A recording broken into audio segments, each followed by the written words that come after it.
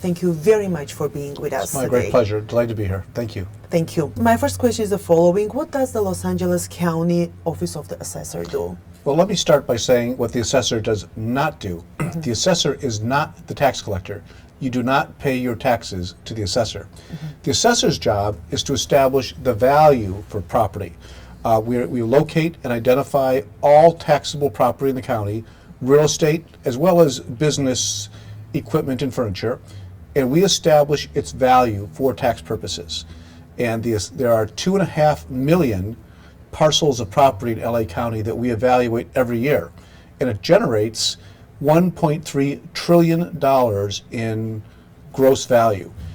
And the property taxes, as you know, are the fundamental way that local government is paid for: schools, cities, and the county. So police officers, teachers, road repair all depend on property taxes, and all that process begins with my office, the Office of the Assessor.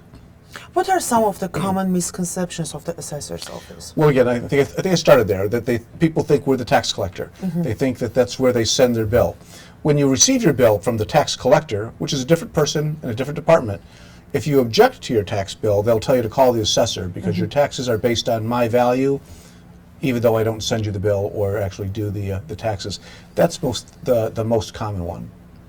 Thank you. What are some of the first steps you have taken as the newly elected county assessor? Well, I did a couple things. The first thing I did is I appointed a transition team of 42 very prominent business leaders, community leaders, labor leaders to look at our office. As your viewers may know, that there was a corruption scandal with my predecessor.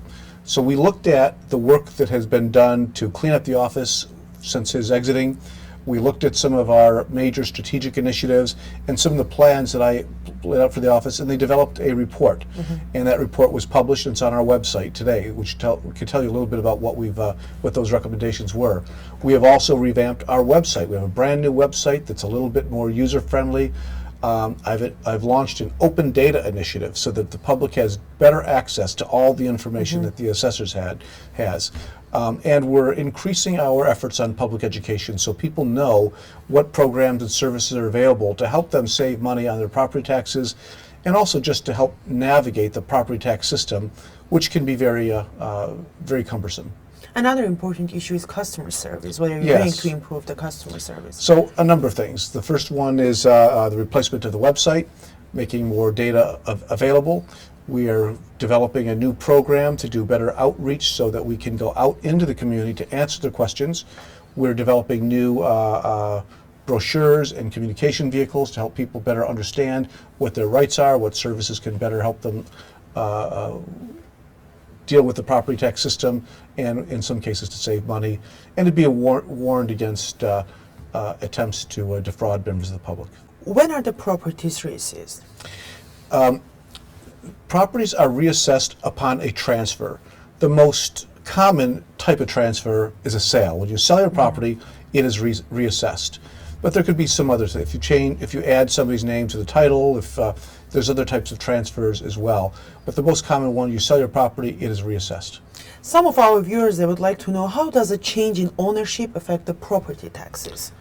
A change in ownership, property taxes are based on fair market value at the time of transfer. When you buy your home, usually the home that you purchase it at fair market value, and that is generally the basis for your taxation.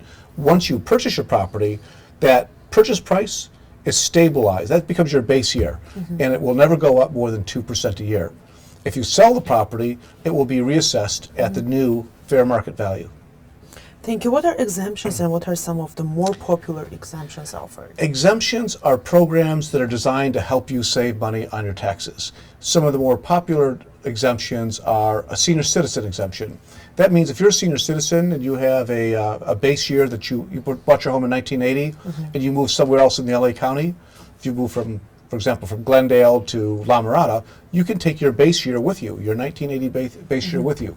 If you want to leave your property to your children or your grandchildren, you can leave your property to them without a reassessment. So they will take advantage of your base. And there's other things such as veterans exemptions, homeowners exemptions. There's disabled veterans exemptions. All these things are designed to help people save money, and I want people to try to take advantage of those whenever they can. As you know, we have big Armenian community in Los Angeles area. Please tell us a little bit about your relations with Armenian community. Well, I was very pleased at how much strong support I had in my election as assessor from the Armenian community.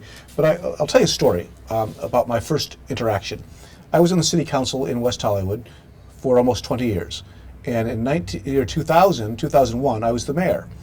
Well, you may recall back around 2000, early 2001, there was a movement in Glendale.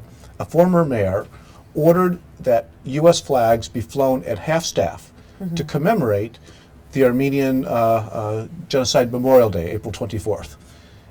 And things went crazy. Somebody filed a recall petition against the mayor. There was newspaper stories. There was other members of the city council who were upset about it.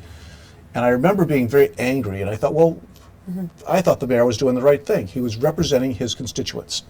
So as mayor of West Hollywood, I ordered United States flags flown at half-staff to commemorate the Armenian Genocide Memorial Day, and we passed a resolution.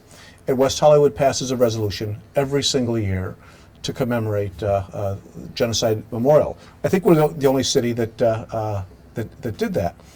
And when I decided to run for assessor and that story became known, I think a lot of people saw me as somebody who understood their priorities, understood the community and the sensitivity of that issue, and I was very pleased that I had the opportunity to do something that was affirming for the community and that was of service. Thank you very much. And I can see you have a very special pin today. And I do. I have the pin and I have my bracelet. Yeah, and it means a lot for all Armenians from all over the world. Thank you very much for that. Absolutely. How can people contact the Los Angeles County Office of the Assessor? Like, through the website, there is a number, like... Yep. You can call, you can go on the website, there's a number of different numbers. It actually depends on where you live. You may want to call our district office. If you live in Glendale, we have an office in Sylmar, which is where your property records are kept. But the easiest way is to go to our website, which is assessor.lacounty.gov. Thank you very much, Mr. Prank. Is there any other question that you want to add or you want to say to our viewers? You are more than welcome to say. Well, I just want to say thank you so much for the opportunity to serve as your Los Angeles County Assessor. We are here to be of service, to ensure that your taxes are fair and accurate, and that the work that we do is aimed toward providing the best public service that we can for the people of Los Angeles County. We want to make certain that your experience with our office is as good and as positive as we possibly can. We're excited to hear from you, and we're very excited to be of service. Thank you very much. Thank you. Thank you. My pleasure.